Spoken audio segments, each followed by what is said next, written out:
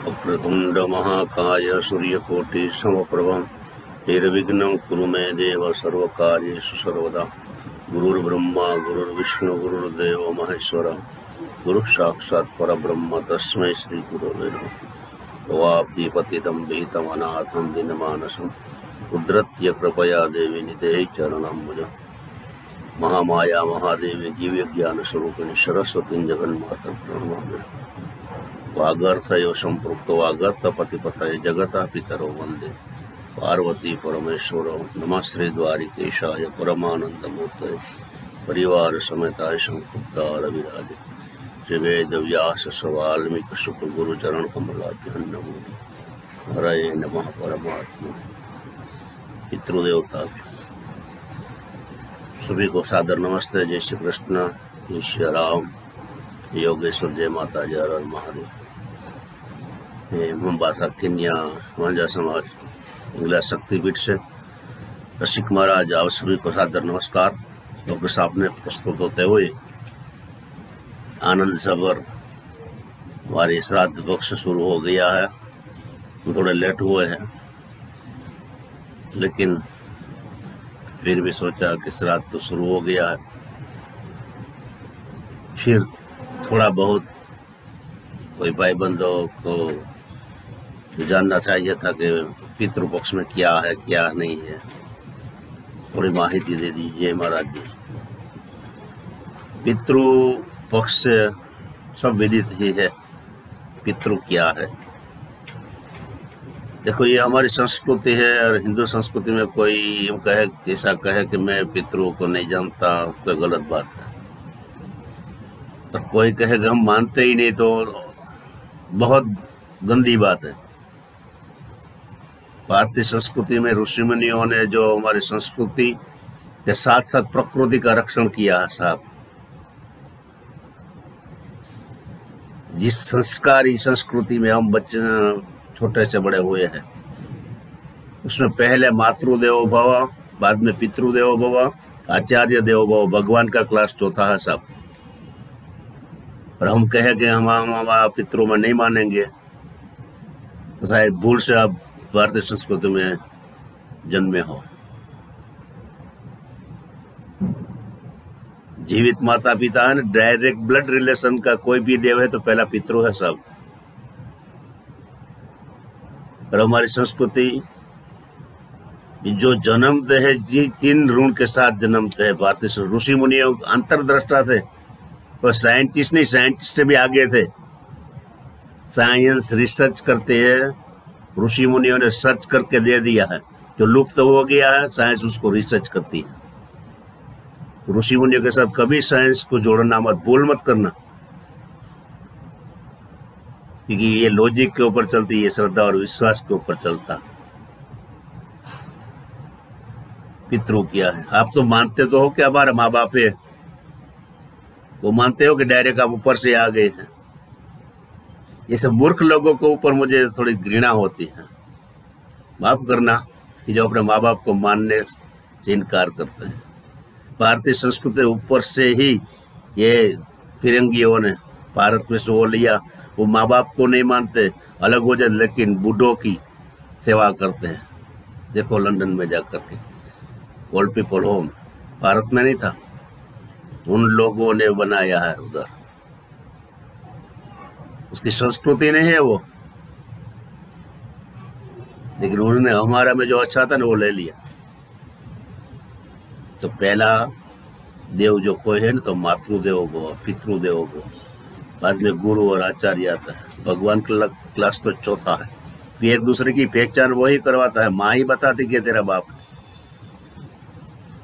और फादर बता दे हमारा गुरु है, यार गुरु बता दे कि तुम्हारा इष्ट देव वो है वो है वो है। ये संस्कृति की परंपरा में किसी से ऋण में नहीं रहने की बात है। अगर ऋण में रह गया, वासना रह गई तो वापिस आना है। हमें मुक्ति का मार्ग बताती है हमारी संस्कृति साहब। हिंदू संस्कृति में जन्मते है ना तो 3 ऋण से युक्त होते हैं। कौन सा ऋण है? देव ऋण, ऋषि ऋण और पितृ ऋण। तो देव ऋण में से कैसे हम छूटते हैं? तो उसकी आराधना उपासना उसका जप तप होम करते हैं देव ऋण में से, और उसका वापिस में हमें बल भी मिलता। ऐसा नहीं है कि इसका करते जाओ और कुछ वापिस मिलता भी नहीं। तो गीता में साफ शब्द में बोला है, कर्म करो फल की आशा मत रखो, जो करोगे वो पाओगे। संस्कृति में ऋण मुक्ति के साथ साथ प्रगति भी है साहब। तो प्रकृति की प्रकृति का भी रक्षण है। तो देव ऋण ऋषि ऋण जो हमारी संस्कृति हमें बना के ऐसे दिए कि क्या क्या करना है। बहुत साइकोलॉजी वाली संस्कृति है हमारी।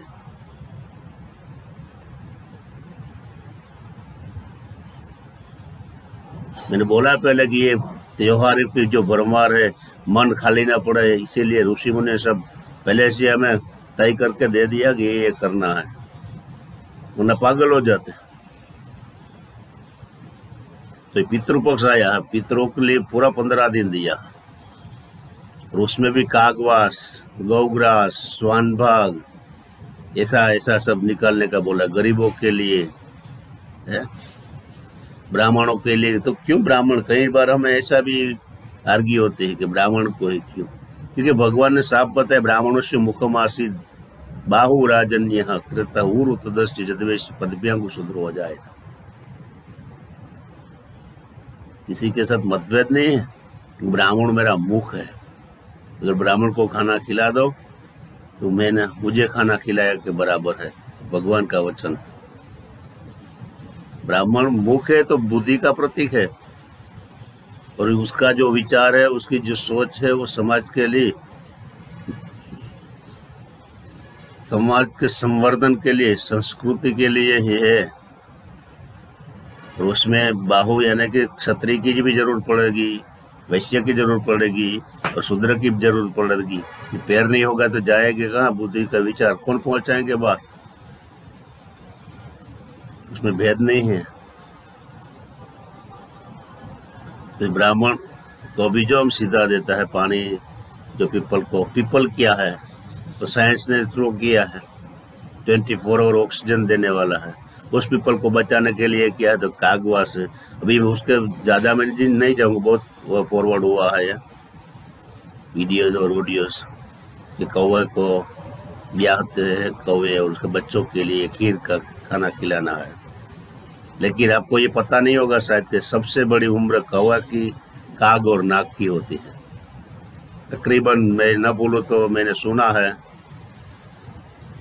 ऋषि मुनि मतलब संतों से, जो त्रिकाल योगी है, ऐसे लोगों से तकरीबन 125 साल, 120-125 साल वो जीता। काग और नाग ने अमृतपान किया है, वो मरते नहीं है सब। एक्सीडेंटली कहीं कोई उसे मार दे या खंबे पे इलेक्ट्रिक के तार पर वो चिपक जाए तो ही कौवा मरता है, बाकी कौवा मरता नहीं है। वो हमारी संस्कृति एक द्योतक भी है, इसलिए कागवास डालते हैं। और उसी की वजह से आज पीपल और बरगद जैसा पेड़ है। तो ये पीपल और बरगद जो ऑक्सीजन दे रहा है, ये प्रकृति के सुधार के लिए, हमारे लिए वो सब कर रहा है। उसका भी ऋण अदा करना है, तो उसमें क्या बड़ी बात है? उसमें भी लॉजिक की कौवे को क्यों, उसको क्यों। ये हम लोगों ने नहीं लिखा है, वटे मार्गों ने, ये ऋषि मुनि ने लिखा, जिसने पत्ता खा करके, बाल दाढ़ी बढ़ा के, भूखा रह करके जंगलों में तपस्या करके लिखा है संस्कृति। उसमें भी लॉजिक और आर्ग्यू। जब साइंस बताएंगे तभी आप मानेंगे। कम से कम तुम पीपल के पेड़ पे आप 2 लोटा पानी डालेंगे तो इतना ऑक्सीजन तो बनेगा कि नहीं? शास्त्र में साफ व्यास जी ने लिख दिया है, परोपकाराय पुण्य पापम परपीड़नम। आपका 2 लोटा पानी का जो ऑक्सीजन बना वो तो समाज के अवटे मार्गों को, प्राणियों को काम आएगा कि नहीं आएगा? तो आपने वो अपनी ओर से परोपकार किया, ऐसा मान लो। या आपके पास कोई आकर के आपने ये किया, रोकड़ देंगे तभी मानेंगे आप? व्यापारी ही हो गए। ये संस्कृति है, सब व्यापार का विषय नहीं है। बिलीव इन पावर होना चाहिए, ट्रस्ट इन गॉड होना चाहिए। लॉजिक से कुछ नहीं, केवल लॉजिक से। और यहाँ तक कि कई जन्मों से 84 लाख योनि बताई है, किसका ऋण में है हम? तो पता नहीं है। अभी शास्त्र में ये सब बताया कि मातरों से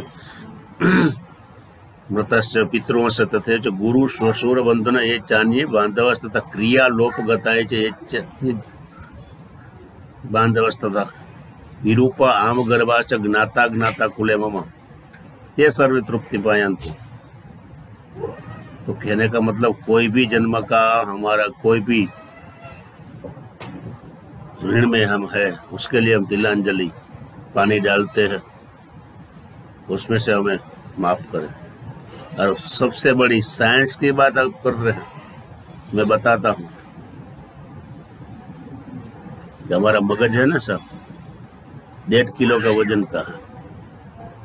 उसमें एक राई का दाना कितना है, इतनी जगह पे 70 से 80,000 कनेक्शन होता है।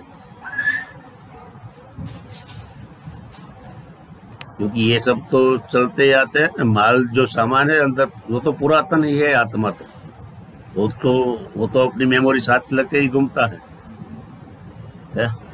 वो भी मैंने कहीं वीडियो में देखा था कि दोनों हाथ ऐसा रगड़ करके अपने मगज के ऊपर रखे और माफी मांगे कि पूर्व जन्म में मेरे से किसी की गलती हुई हो, किसी का दोष मेरे ऊपर हो, किसी को हर्ट हुआ हो, है किसी का मेरे से बुरा हुआ हो, और उसकी नेगेटिविटी अगर मेरे पीछे है तो वो मुझे माफ करे, क्षमा करे।